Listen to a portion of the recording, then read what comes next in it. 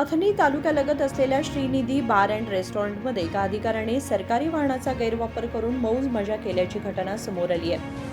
बेळगाव जिल्ह्यातील अथणी शहराच्या बाह्य वळणावर अथणी गोकाक मार्गालगत असलेल्या श्रीनिधी बार अँड रेस्टॉरंटमध्ये काल रात्री सुमारे 8 वाजण्याच्या सुमारास संबंधित अधिकारी कंठस्नान करून मद्यप्राशन करत असल्याचं दिसून आलं.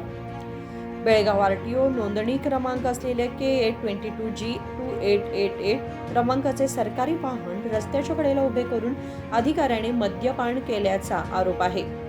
रात्री उशिरापर्यंत राजरोस मद्यपान करत असलेला हा अधिकारी वाहन कोणत्या विभागाचा आहे अशी विचारणा होताच तिथून पळ काढत असल्याचं प्रत्यक्षदर्शींनी सांगितलं.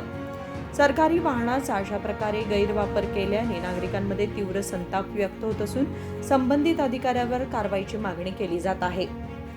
अजित खोत, KMM मराठी, अथणी.